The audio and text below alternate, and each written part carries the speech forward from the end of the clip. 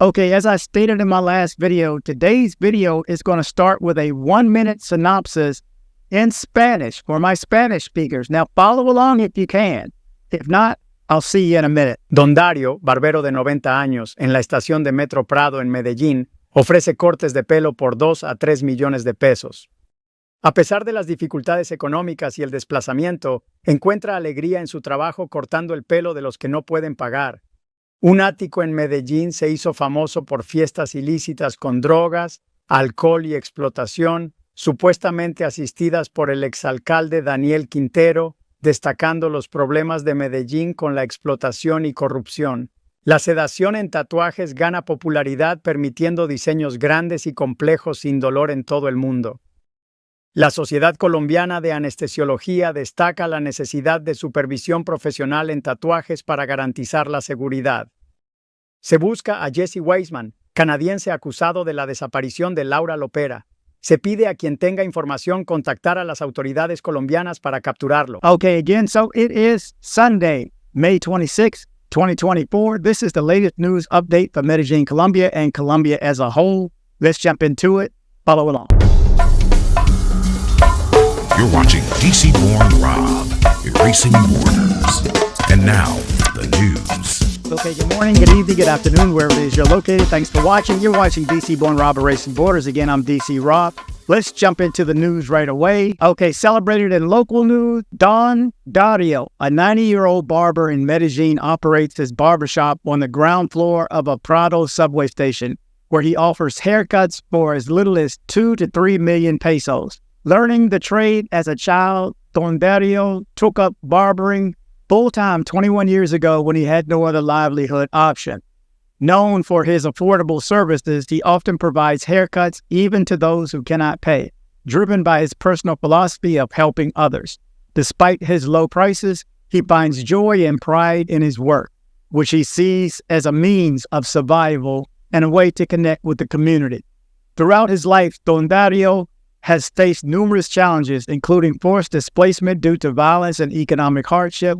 After leaving his hometown of Bogota, he worked as a bus driver for 42 years before turning to barbering full-time. He now lives a modest life, relying on daily earnings to cover his basic needs.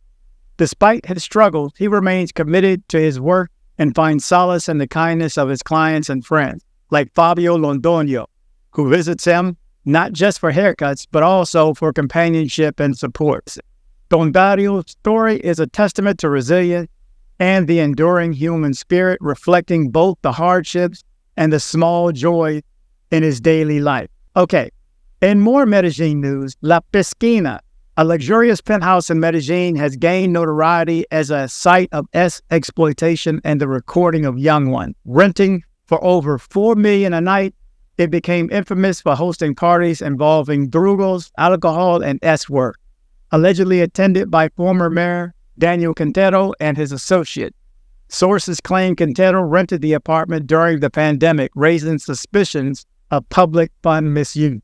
The penthouse dark history includes its use by Victor Galarza, a notorious figure in Medellin's S-trade, who organized parties where young women were exploited and recorded without consent. Galarza was arrested in 2019 along with Herbert Fletcher for their role in the transnational illegal recording network linked to platforms like Pornhub. Despite their arrest, testimonials suggest La Piscina continues to be a hotspot for illicit activities. This scandal underscores the ongoing issue of exploitation in Medellin, revealing a troubling intersection of crime and political figures, with La Piscina symbolizing the city's hidden and corrupt nightlife. Okay, thinking of getting a tattoo while you're in Medellin? Remember, I did. Now, they're saying, this is my Medellin tattoo. Now, they're saying that they're doing these tattoos and they will put you under. They will sedate you. That's new. That's a bit extreme, but I tell you the truth, this is the worst one that I had done. I swear to goodness, I thought he was using a blade, just cutting. I zoned out. It seemed like it was 5 minutes. I went into another zone. I wasn't asleep. I just had to go into the pain. I've never felt anything that bad except when I had my jaw broke. That was bad. But other than that, and my ankle, I forgot when I broke my ankle on my motorcycle. Okay, that's another thing. But anyway, other than that, that was rough. So now they're talking about sedation. So let's jump into this story. Sedation during tattoo procedures is becoming increasingly popular worldwide, allowing clients to avoid pain and complete large, complex designs in single sessions. This trend gained significant attention when reggaeton artist Archangel's tattoo, performed by Ganga Tattoos in Los Angeles, went viral. In Colombia, artists such as Jefferson Cosio, Blessed, West Cole, and Ryan Castro have embraced this myth, with Ryan Castro's recent back tattoo of Al Capone requiring 5 tattoo artists and over 10 hours of sedation. The process makes extensive designs more manageable and efficient, though it raises safety and regulatory concern.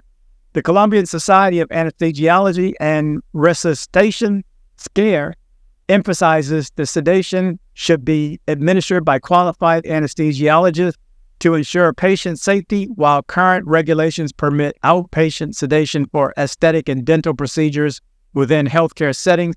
Tattoos fall into a regulatory gray area.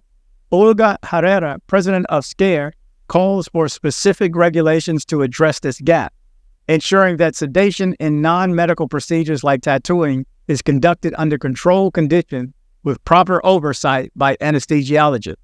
Despite the increased demand and perceived safety when performed by professionals, sedation for tattoos remains more expensive and involves inherent risk, underscoring the need for clear regulation and professional supervision. So there you go. You take that chance if you want. I don't think I'm going to. I'll go to Colombia and get another tattoo, but going on, that's not me, man. I told you when I had my colonoscopy a couple of months ago. I told some of you. My colonoscopy a couple of months ago, I did not feel good about it.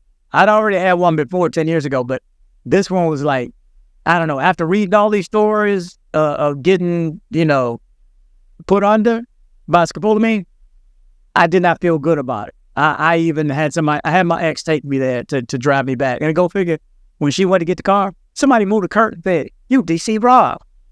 Yeah, at the butt doc. Yeah, in recovery. That was weird. But anyway, nice to meet you guys wherever, but it's a little bit weird there. But anyway, you take that chance if you want to. I'm not gonna. Okay, in news in Bogota, on Sunday, May 26th, the Bogota Aqueduct and Sewer and Company, EAAB, will start the first shift in the 6th cycle of water rationing affecting 19 localities in Bogota and 11 municipalities in Cundinamarca.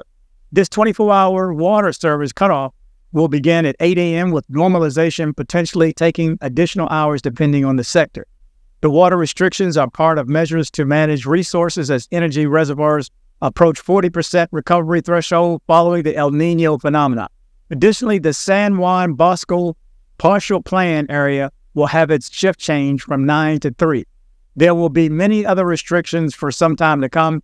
Detailed locations, and it's a long list. Detailed locations will be in the link. Again, I do my best to put all my stories, links in the description of each video. So just go to this video, go to the description of this video, and you'll see all the cut-ons and offs and so on. So if you're traveling to Bogota, it's going to be challenging, especially, think about it, you're paying for an Airbnb and even a hotel probably, and they cut the water off. That's going to be an issue.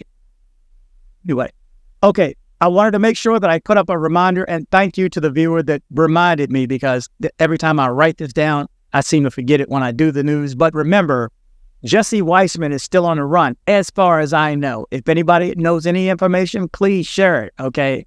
The search is still on for him. And if you don't remember, he's the Canadian accused of the deletion of Laura Lopera, a 17, 18-year-old young lady in Medellin, and left her remains in a suitcase. And this guy is the same one that punched another viewer in Canada on the train.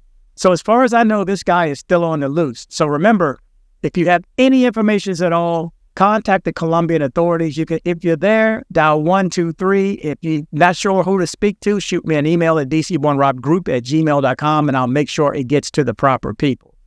And I want to leave on one last note. I have a friend that I recently met a few weeks ago.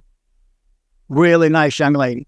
She's going through some things, and she had a loss of a major loved one. And I personally want to send her good vibes and prayers.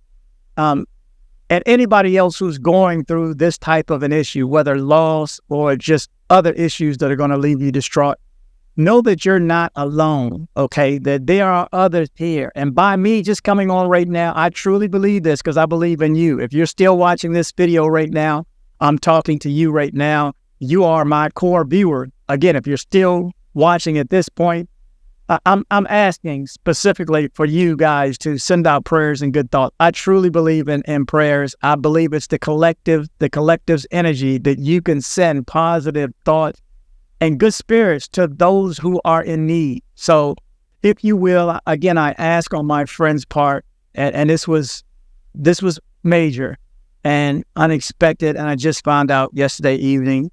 And so my heart goes out to her and the rest of her family and anybody else out there who are suffering from a loss or an illness or just going through any type of a breakup, a divorce, an accident, a medical procedure. Any of you guys and girls who are going through this, please join in with me as a collective to send good vibes and prayers to those in need. So again, thank you guys for watching. Remember to travel, but travel safe.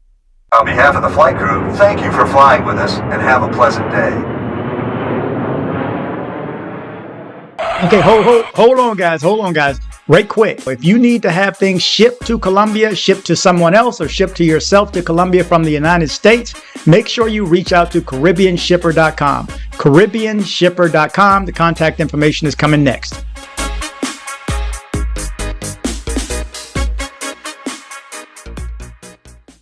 Join me on social media. I am DC Born Rob Official on Instagram. I am DC Born Rob Official 1 on TikTok. I am DC Born Rob O on Twitter.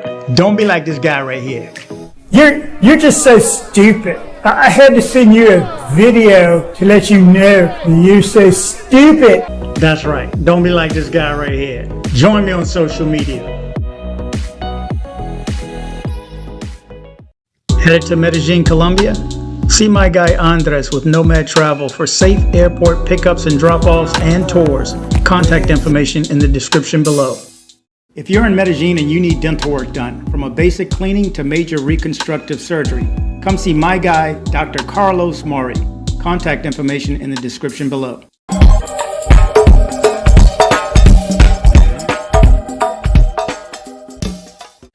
Thanks for hitting like. You did the right thing by hitting like.